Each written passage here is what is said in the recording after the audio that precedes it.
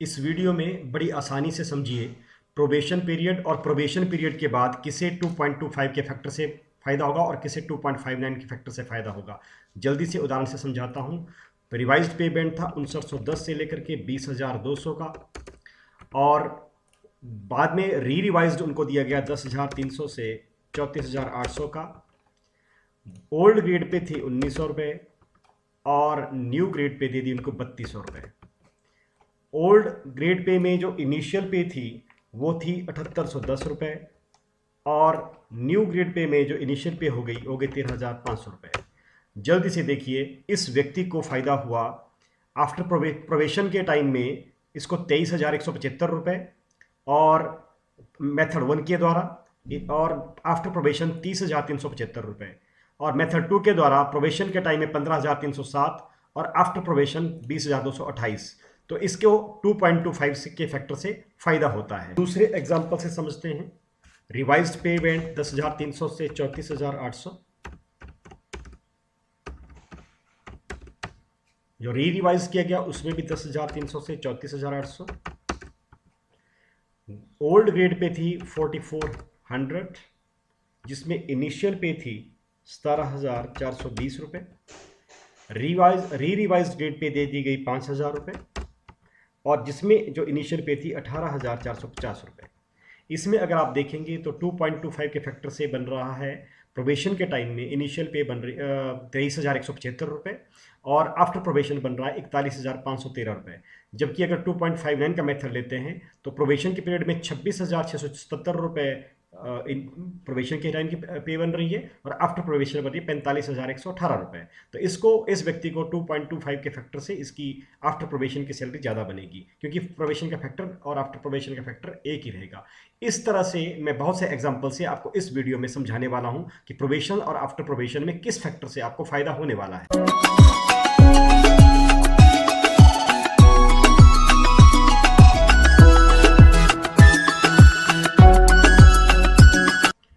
नमस्कार दोस्तों, मैं आपको आज के इस वीडियो में प्रोबेशन पीरियड और आफ्टर प्रोबेशन पीरियड में फिक्सेशन के 3 एग्जाम्पल से समझाऊंगा कि किन लोगों को 2.25 के फैक्टर से फ़ायदा होगा और किन लोगों को 2.59 के फैक्टर से फ़ायदा होगा।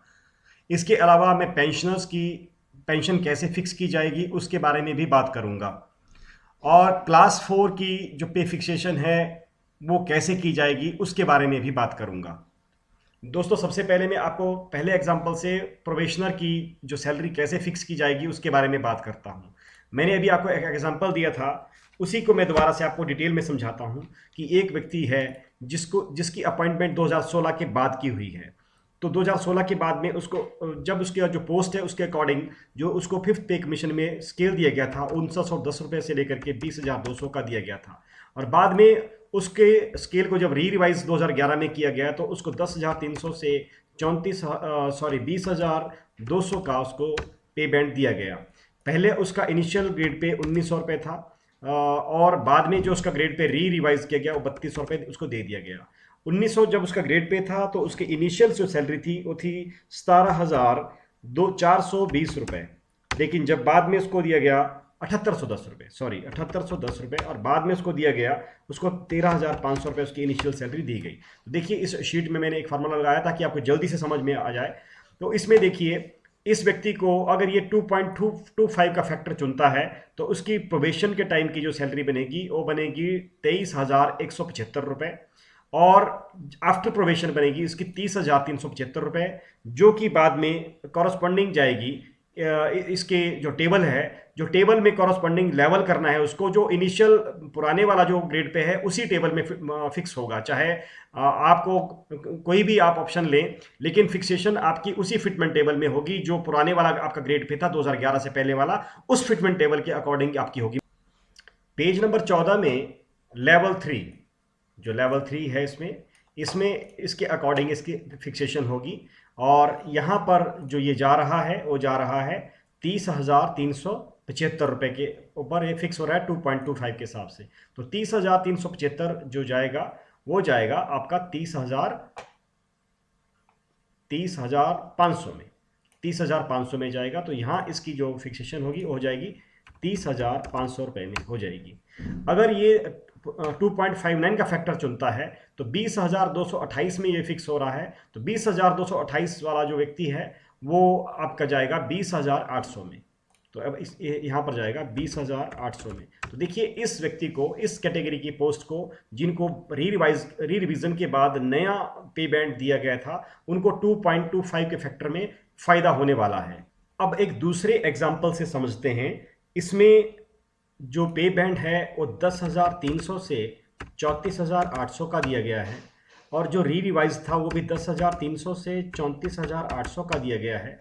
इसमें ओल्ड ग्रेड पे जो है वो 4,400 है, जिनकी इनिशियल पे बनती है 17,420 रुपये, और जो नया ग्रेड पे इनको मिला 2011 के बाद वो 5,000 दिया गया, और इनका जो इनिशियल पे फिक्स है वो 18,450 रुपये किया गया है। देखिए इस व्यक्ति के साथ क्या हो रहा है, जब हम व्यक्ति 2.25 का फैक्टर चुनता है तो प्रोबेशन के टाइम इसकी सैलरी जो बनेगी वो बनेगी 23,175 रुपये।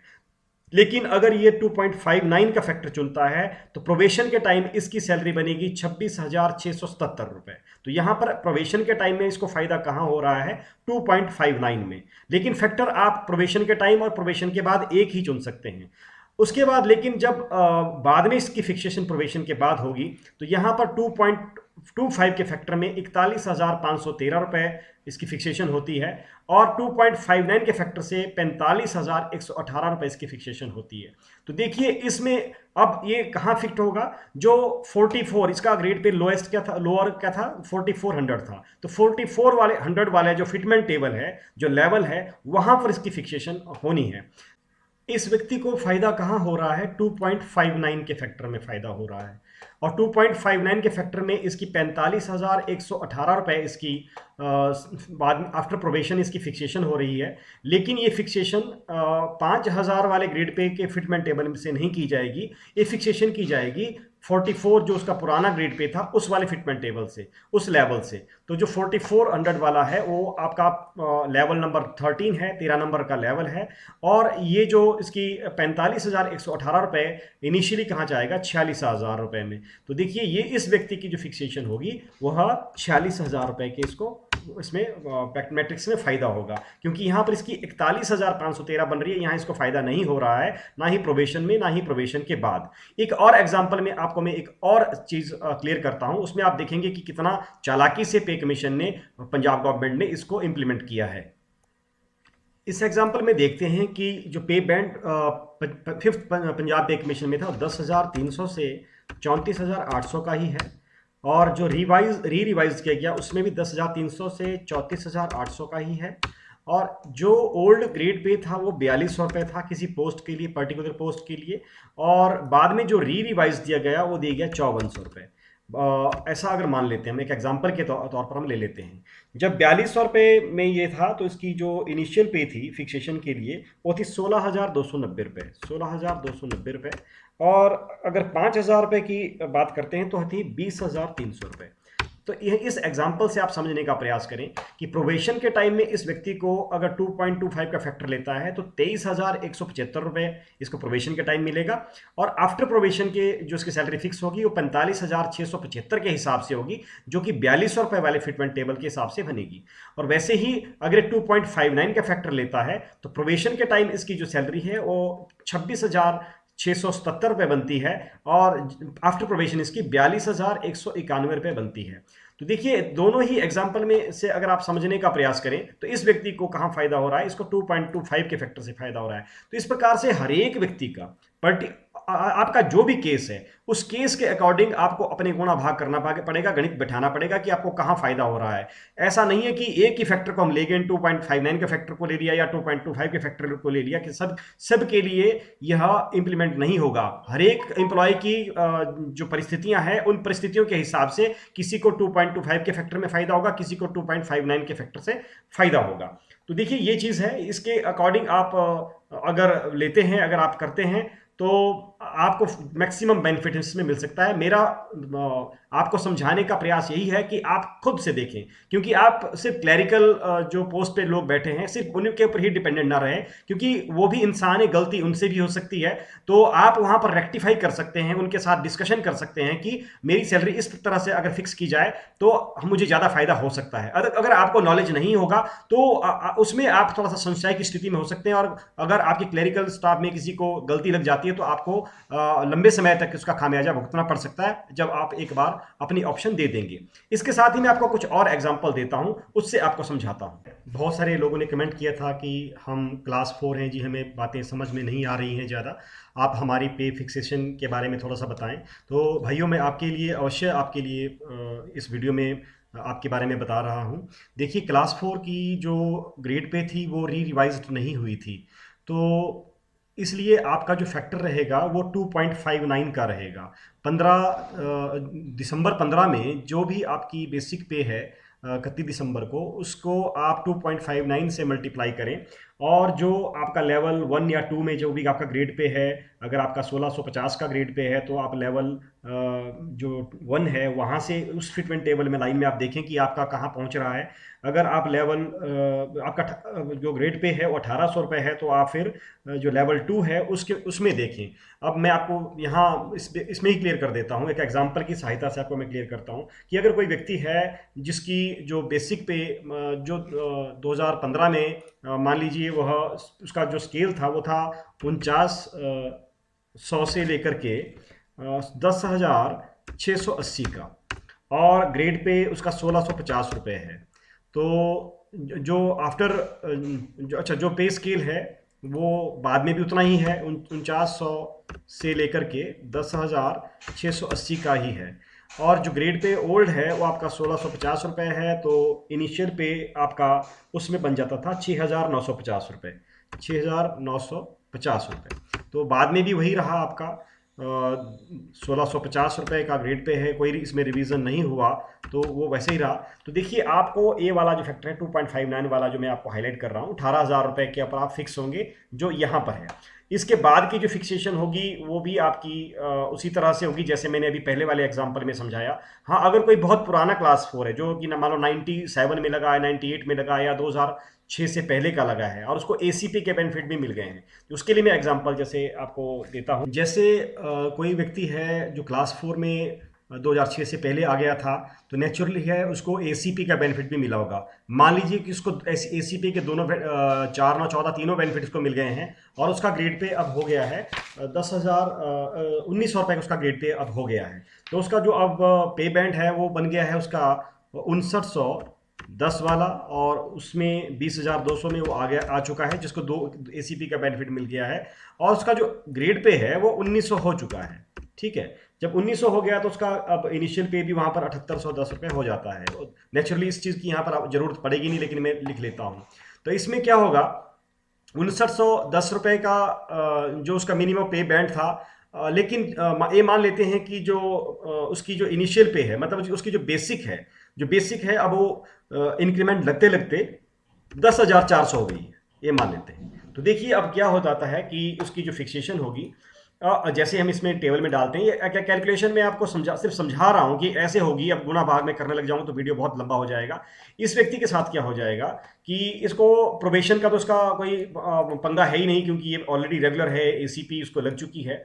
तो इनिशियल पे उसकी 10,400 रुपये उसकी बनती है, या ग्रेड पे के साथ उसकी 10,400 बन रही है, तो 26,936 रुपये के ऊपर ये फिक्स होगा ग्रेड पे के साथ जो उसकी पे बन रही है। मान लो यहाँ पर 1900 रुपये प्लस करने के साथ साथ, जैसे मान लो 1900 रुपये का उसका ग्रेड पे है, और उसका जैसे 10,800 रुपये उसका जो है वो बैंड पे है, तो ये कुल मिलाकर के बन जाएगा 10,800 और 1900 ग्राम प्लस कर देते हैं, 10,800 प्लस 1900 हम प्लस कर देते हैं, तो इनको कुल मिलाना है आपने, जो आपका पूरा बेसिक पे बन जाता है 12,700 बन गया।